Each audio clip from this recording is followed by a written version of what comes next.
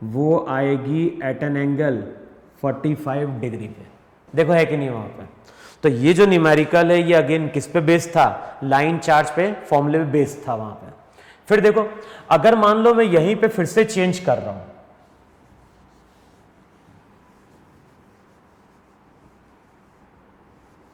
और अब हम लोग क्या चेंज करने जा रहे हैं, यही लॉन्ग वायर है, अब इस लॉन्ग वायर को हम इस तरह से बेंड कर रहे हैं।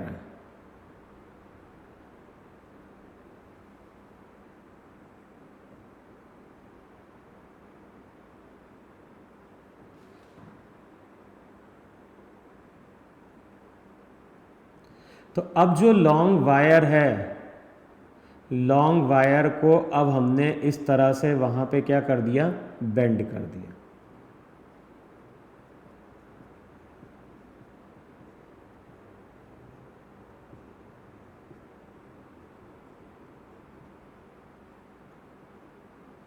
देखो तो अब जो भी लाइन चार्ज है, जो भी लॉन्ग वायर है, उसको हमने इस तरह से बेंड कर दिया।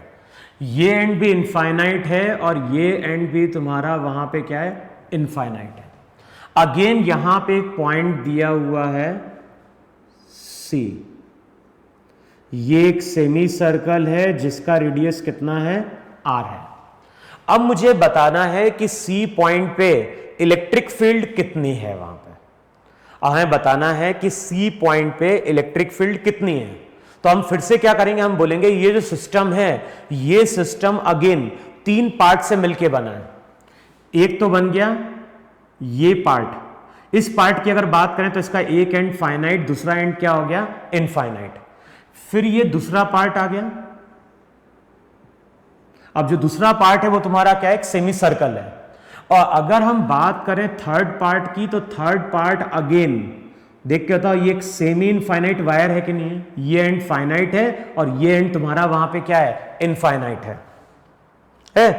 अब हमें इलेक्ट्रिक फील्ड कहां फाइंड आउट करनी है, हमें इलेक्ट्रिक फील्ड फाइंड आउट करनी है पॉइंट C पे।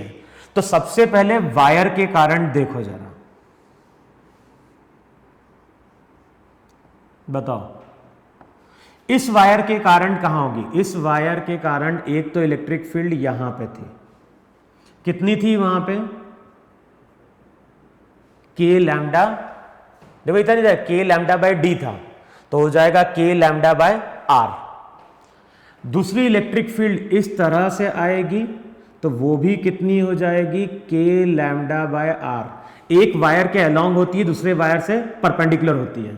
अच्छा, इस वायर के कारण अगर देखोगे तो इसके कारण एक इलेक्ट्रिक फील्ड इधर आएगी K लैम्डा बाय R, और इसके कारण एक इलेक्ट्रिक फील्ड नीचे की ओर आएगी, कितनी, K लैम्डा बाय R। तो अगर मैं वायर 1 और इस वायर 3 की बात करूं, तो इन दोनों के कारण जो इलेक्ट्रिक फील्ड रहेगी उसका हॉरिजॉन्टल कंपोनेंट क्या हो गया, कैंसिल आउट हो गया। केवल क्या बच रहा है, 2K लैम्डा बाय R। तो अगर अभी हम इस पॉइंट C की बात करें, तो इस पॉइंट C पे नीचे की ओर इलेक्ट्रिक फील्ड है 2K लैम्डा बाय R। देखो है कि नहीं है। और ध्यान है, ये तो फर्स्ट और थर्ड पार्ट के कारण है। अब हमें किसके कारण देखना है, ये सेकंड पार्ट के कारण देखना है। अब सेकंड पार्ट जो है वो तुम्हारा क्या है बताओ, एक सेमी सर्कुलर वायर है कि नहीं, जिसपे चार्ज दे दिया है। तो सेम ऐसा ही डायग्राम बनेगा कि नहीं बनेगा, केवल डिफरेंस क्या आएगा, डिफरेंस यहां पे आएगा कि ये वायर इस तरह से मेरा कंप्लीट हो जाएगा। तो जब इंटीग्रेट करने जाओगे तो वहां पे अगेन एक x कंपोनेंट है, दूसरा y कंपोनेंट है, लेकिन जब इंटीग्रेट करोगे तो अब लिमिट हमें लेनी है 0 से 180। तो यहां पे 0 से 180 कर दो, और यहां पे भी 0 से 180 कर दो।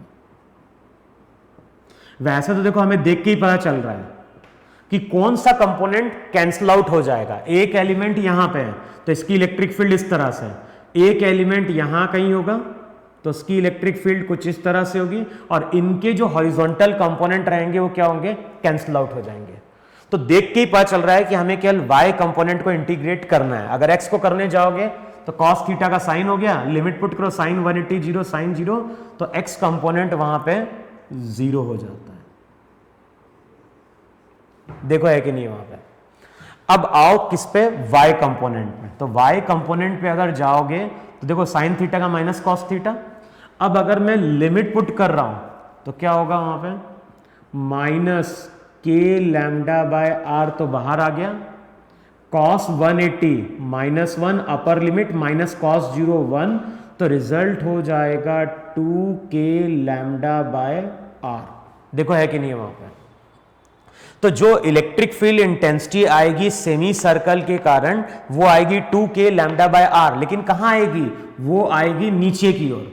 तो वायर अगर ऐसा है तो इसके कारण इलेक्ट्रिक फील्ड नीचे की ओर बनती है। वायर अगर ऐसा होगा तो इसके कारण इलेक्ट्रिक फील्ड कहां बनेगी, ऊपर की ओर बनेगी। और बताओ ये जो सेमी सर्कल होगा इसके कारण वैल्यू हो जाएगी 2k लैम्डा बाय आर। अब बताओ नेट इलेक्ट्रिक फील्ड क्या है, तो ये इलेक्ट्रिक फील्ड और ये इलेक्ट्रिक फील्ड भी कैंसिल आउट हो गई। तो ये जो पॉइंट था C, इस C पॉइंट पे नेट इलेक्ट्रिक फील्ड वहां पे क्या हो गई, जीरो हो गई। क्लियर। तो अभी जितने भी न्यूमेरिकल हमने सॉल्व किए हैं वहां पे हमने सभी जगह जो लाइन चार्ज है उसके फॉर्मूले को क्या किया है, यूज किया है। क्लियर। अच्छा अब देखो हम लोगों ने किस किस चीज की इलेक्ट्रिक फील्ड इंटेंसिटी डिराइव करी थी। फर्स्ट केस में हमने इलेक्ट्रिक फील्ड इंटेंसिटी डिराइव करी थी रिंग के लिए, फिर हमने इलेक्ट्रिक फील्ड इंटेंसिटी डिराइव करी थी डिस्क के लिए, फिर उसके हमने इलेक्ट्रिक फील्ड इंटेंसिटी डिराइव करी लॉन्ग वायर के लिए, फिर डिराइव करी सेमी इनफाइनाइट वायर के लिए। लेकिन इन सब में दिक्कतें क्या आ रही हैं, लिमिटेशन क्या है, इन सब में लिमिटेशन ये है कि हम डायरेक्ट फॉर्मूला अप्लाई नहीं कर पा रहे हैं। हमेशा हमें क्या करना पड़ रहा है, हमेशा वहां पे हमें इंटीग्रेट करना पड़ रहा है। तो अगर हम इलेक्ट्रिक फील्ड कैलकुलेट करने जाएं तो आगे देखोगे इलेक्ट्रिक फील्ड सॉलिड स्फीयर के कारण बनती है, इलेक्ट्रिक फील्ड शेल के कारण बनती है, इलेक्ट्रिक फील्ड शीट के कारण भी बनती है। लेकिन अगर उस इलेक्ट्रिक फील्ड को हम इस मेथड से कैलकुलेट करने की कोशिश करेंगे तो वहां पे इंटीग्रेशन इन्वॉल्व होगा, और अभी हमने इंटीग्रेशन पढ़ा नहीं है मैथ्स में वहां पे। तो हो क्या रहा है, अगर हम पॉइंट चार्ज वाले फॉर्मूले को अप्लाई करने की कोशिश करेंगे तो हमेशा हमें इंटीग्रेट करना पड़ेगा। तो अगर हमें इंटीग्रेशन को अवॉइड करना है कि विदाउट इंटीग्रेशन हम क्या कर पाए, इलेक्ट्रिक फील्ड कैलकुलेट कर पाए, तो जो दूसरा तरीका होता है इलेक्ट्रिक फील्ड कैलकुलेट करने का वो होता है गॉस थ्योरम। गॉस थ्योरम का एक यूज है। मैं तुम्हें क्या बोल रहा हूं कि मान लो हमें इलेक्ट्रिक फील्ड कैलकुलेट करनी है,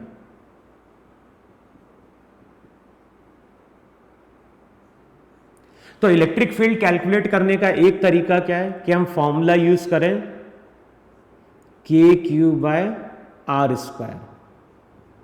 लेकिन इस फॉर्मूले की लिमिटेशन क्या है, इस फॉर्मूले की लिमिटेशन है कि जब भी इस फॉर्मूले को हम अप्लाई करेंगे तो हमें इंटीग्रेशन का इनडेप्थ नॉलेज होना चाहिए।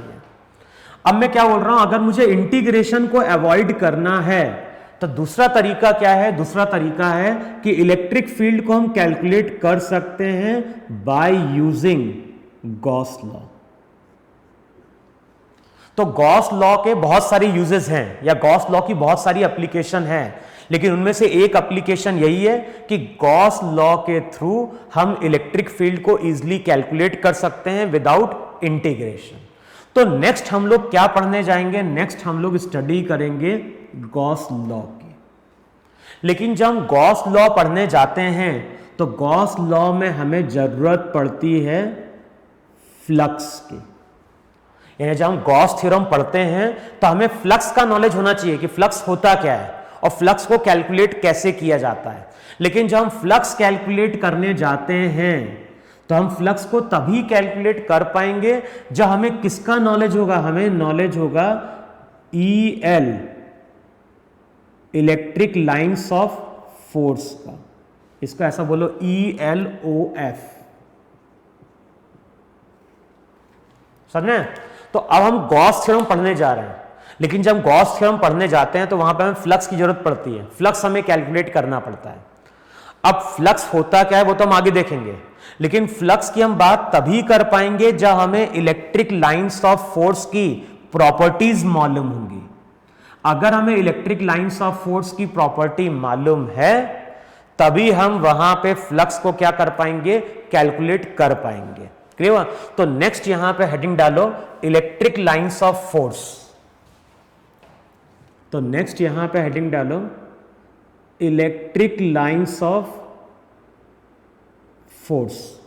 अब यहां पे मैं इलेक्ट्रिक लाइंस ऑफ फोर्स की डेफिनेशन भी लिखवा रहा हूं और साथ में यहां पे कुछ प्रॉपर्टीज भी मेंशन कर रहा हूं, क्योंकि इन प्रॉपर्टीज को हमें यूज करना पड़ेगा।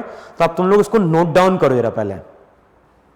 तो सबसे पहले लिखो वहां पे इलेक्ट्रिक लाइंस ऑफ फोर्स की डेफिनेशन। डेफिनेशन क्या है इलेक्ट्रिक लाइंस ऑफ फोर्स की? The electric lines of force in an electric field, the electric lines of force in an electric field is an imaginary line. अगर मैं simply बात करूं electric lines of force होती क्या है, तो electric lines of force imaginary lines हैं और इन लाइंस के थ्रू बेसिकली हम किसी रीजन में इलेक्ट्रिक फील्ड को विजुअलाइज करने की कोशिश करते हैं। अगर मैं बात कर रहा हूं इलेक्ट्रिक लाइंस ऑफ फोर्स की, तो मैंने क्या बोला, इलेक्ट्रिक लाइंस ऑफ फोर्स क्या है, इमेजिनरी लाइंस है, एक तरह का ग्राफ है और इस ग्राफ के थ्रू हम इलेक्ट्रिक फील्ड को किसी रीजन में विजुलाइज करने की कोशिश करते हैं कि कहां पे इलेक्ट्रिक फील्ड ज्यादा होगी, कहां पे इलेक्ट्रिक फील्ड कम होगी, इलेक्ट्रिक फील्ड का डायरेक्शन क्या होगा। तो वो सब चीजें हम इलेक्ट्रिक लाइंस ऑफ फोर्स से कंक्लूड करने की कोशिश करते हैं। तो इलेक्ट्रिक लाइंस ऑफ फोर्स की डेफिनेशन लिखो। इलेक्ट्रिक लाइंस ऑफ फोर्स को हम क्या डिफाइन कर रहे हैं? The lines of force in an electric field is an imaginary line the tangent to which at any point on it represents the direction of electric field at the given point। Meaning समझ में है? मैंने क्या बोला? मैंने बोला कि जो इलेक्ट्रिक लाइंस ऑफ फोर्स है वो कौन